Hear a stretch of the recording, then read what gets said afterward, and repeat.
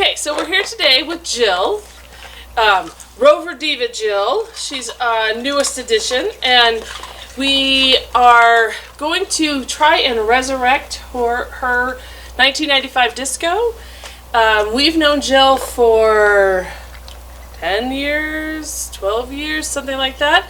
One of the reasons we always got along with Jill, one, she had a dog named Gracie before Piper. This is Piper. And then she also was one of the few women on the trail who loved to drive as much as we do. And so we were kindred spirits in that way. And so we are going to try and get her old disco running again. And this is the story and hopefully the resurrection of her disco. And this is her current Land Rover. LR4. This is the LR4 for Piper. Yes. It's a Border Collie car. Yeah. Okay, Border so we're Collie. going to let Yes. Jill tell her story of her Land Rovers, and then we're going to be doing a series of videos trying to get it running and get it fixed up and get it on the road and hopefully on the trail again soon. Yep. So, tell us your story. Well, long time ago, as a youngster, I had a big brother who had an MGV. British vehicles were the thing. Of course, I only knew about the sports car ones, but my brother seemed to feel that I should not be driving that vehicle. He never taught me how to drive a stick shift. To this day, I'm still pretty bad with the stick shift. But as the story progresses, in 1997 on my honeymoon, I expressed to my husband that my dream car was parked outside of our hotel. It was a Defender. That was it. He was happy. He loved British vehicles. He has a Norton motorcycle, all that kind of stuff. It all kind of moved on to, we got married. I needed a vehicle that was a little more substantial to go up the road to my work site, and we found the Disco. Actually, Steve found it.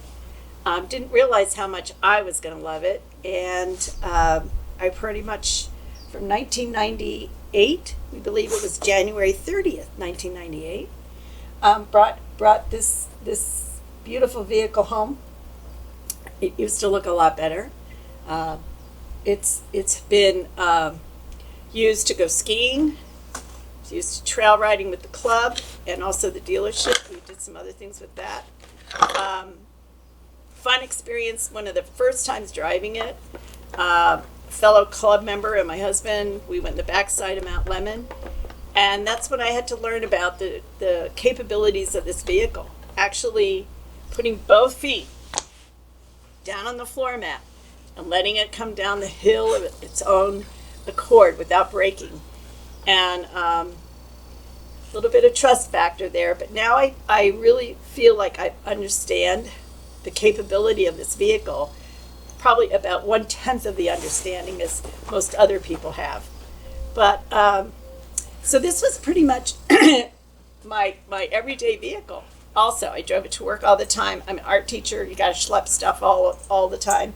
And had a German Shepherd and another Border Collie named Gracie. And we immediately took the back seats out and became a dog car, ski car,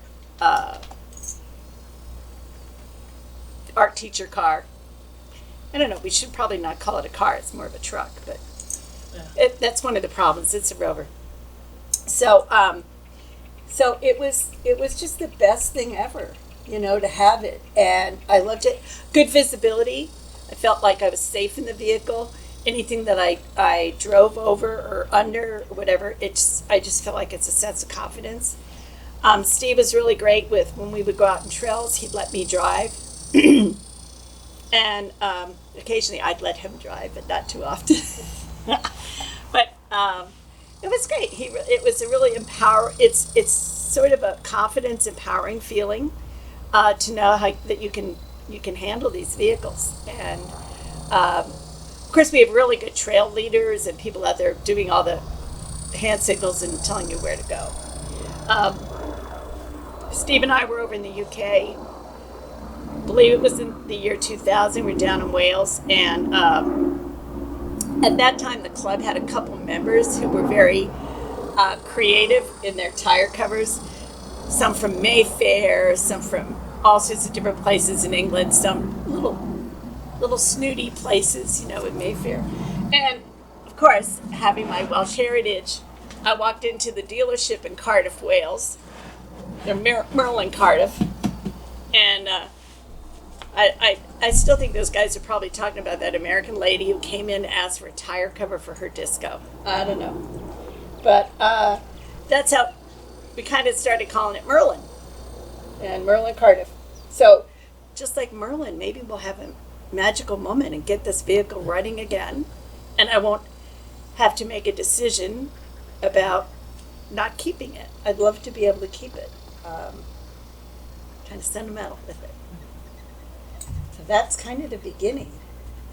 2016, no, was it six? I'm sorry. No, 2006. Excuse me.